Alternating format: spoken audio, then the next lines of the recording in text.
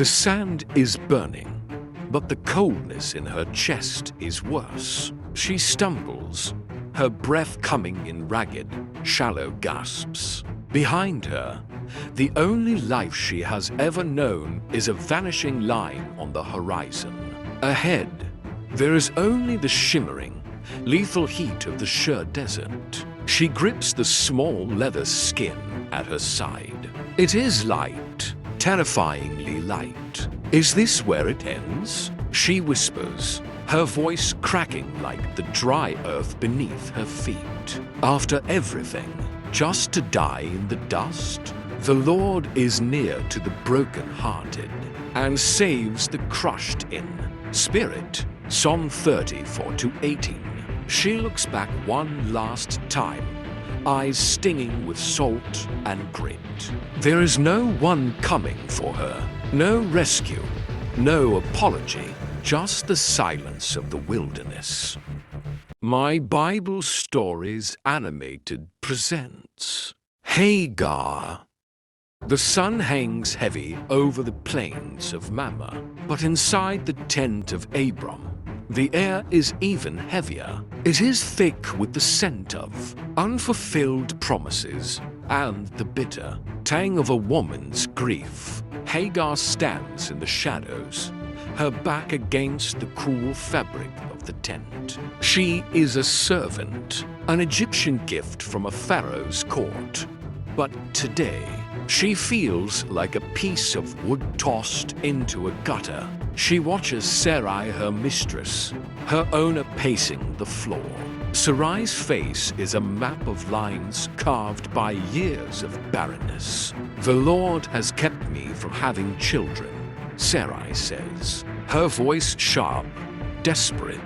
She turns to Abram, her eyes burning with a reckless plan. Sarai said to Abram, "Go, sleep with my slave. Perhaps I can build a family through her." And Abram listened to Sarai. Genesis 16:2. Hagar's heart thumps against her ribs. She is not asked. She is not consulted. She is a vessel, a solution to someone else's problem. She looks at Abram, the man who speaks to the creator of the stars, and she waits for him to say no. She waits for him to protect her. Abram stays silent. He agrees. In that moment, Hagar realizes she is invisible. To them, she is not a woman with dreams or a home she left behind in Egypt. She is a tool. The weeks pass in a blur of hushed voices and sideways glances. Then, the change begins. Her body shifts. A new life stirs within her. For the first time in her years of servitude, Hagar feels a flicker of power. She carries the air that the great Sarai could not produce. Pride is a dangerous shield for a wounded heart. Hagar looks at Sarai, and the resentment she has buried for years leaks out in a single, cold glance. She no longer bows as low. She no longer speaks as softly. The tension in the camp becomes a physical weight. It is a coiled spring, waiting to snap. Sarai's grief turns into a scorching rage. She goes to Abram, her voice a whip. "May the wrong done me be on you. I put my slave in your arms." And now that she knows she is pregnant, she despises me. Abram said to Sarai, "Your slave is in your hands. Do with her whatever you think best." Genesis 16:6. Abram, the father of faith, looks away. The betrayal is a blade to Hagar's throat. The man who fathered her child has handed her over to the woman who hates her. Then, the mistreatment begins. It isn't just hard work. It is a systematic breaking of her spirit. It is the harsh word in the middle of the night. It is the impossible task. It is the look of pure loathing that tells Hagar she is less than human. Finally, The breaking point arrives. Hagar does not pack a bag. She does not plan a route. She simply runs. She runs until the tents of Abram are gone.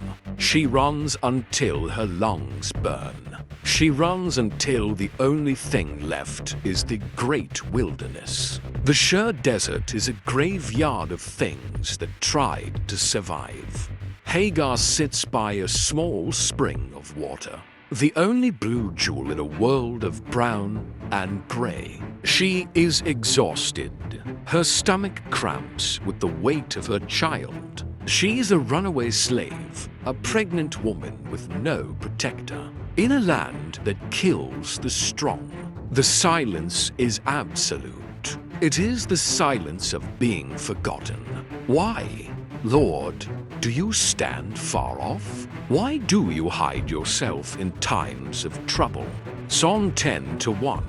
I am Hagar, she says to the empty air. I am Hagar of Egypt. She expects no answer. She expects the wind to swallow her name. But then, the air changes. The heat doesn't lift, but the atmosphere thickens with a presence that makes the hair on her arms stand up. A shadow falls over the water, not the shadow of a predator, but a light so bright it casts its own darkness. A voice, resonant and calm, breaks the silence of the wasteland. Hagar, servant of Sarai, where have you come from, and where are you going? The angel of the Lord found Hagar beside a spring in the desert. Genesis 16:7. Hagar freezes. The voice used her name, not slave, not Egyptian, Hagar, and it acknowledged her reality. Servant of Sarai, the voice didn't pretend her life was easy. It met her exactly where she was. I'm running away from my mistress Sarai, she whispers, her head bowed. The angel of the Lord does not offer a platitude. He does not tell her she was wrong to be hurt. Instead, he gives her a command that feels like a death sentence, followed by a promise that feels like a resurrection. Go back to your mistress and submit to her, the angel says. Hagar flinches. Back to the glares? Back to the harshness? But the angel continues, his voice like the rolling of distant thunder. I will increase your descendants so much that they will be too numerous to count. You are now with child, and you will give birth to a son. You shall name him Ishmael, for the Lord has heard of your misery, for the Lord has heard of your misery. Genesis 16:11. Ishmael, God hears. Hagar looks into the shimmering light. For her entire life, she has been a commodity. She has been bought, sold, used, and discarded.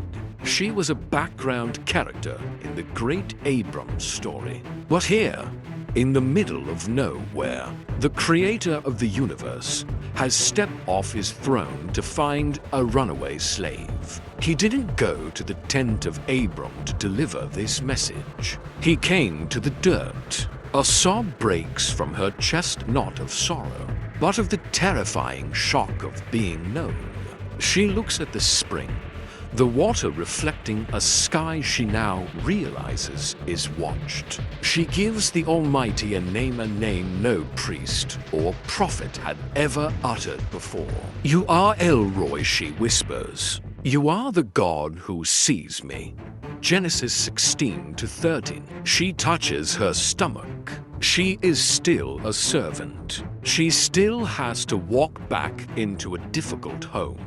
The desert is still hot, and the future is still uncertain. But the crushing weight of being invisible has vanished. I have now seen the one who sees me, she says, her voice gaining a strength she didn't know she possessed. Hagar stands up. She drinks from the spring the water of beer, Lahai Roy, the well of the living one who who sees me. She turns back toward the horizon. She walks with her head held high, not because her circumstances have changed, but because she no longer walks alone. She carries a name in her heart and a promise in her womb. Years later, the desert would claim her again.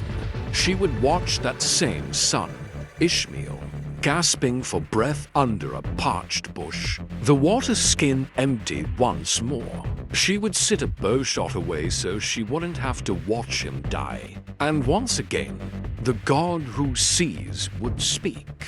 Once again, he would open her eyes to a well she hadn't noticed. Because for Hagar, the lesson was never about the water. It was about the watcher. The eyes of the Lord are on the righteous, and his ears are attentive to their cry. Psalm 30:4-15. Perhaps you are sitting in your own wilderness today. Perhaps you feel like a footnote in someone else's success story. You've been used for your talents, discarded when you were no longer convenient, or pushed into a corner by those who should have protected you.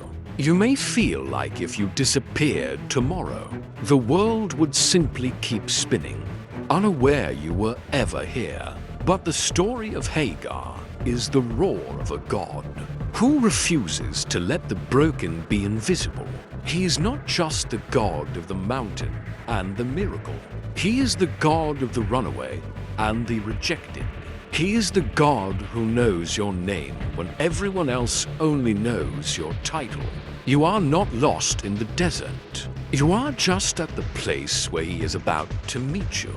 Do not be afraid, for I am with you. Do not be dismayed, for I am your God. Isaiah 41:10. Look up. The well is closer than you think, because you are seen by the one who never blinks. The eyes of the Lord are everywhere, keeping watch on the wicked and the good. Proverbs 15:3.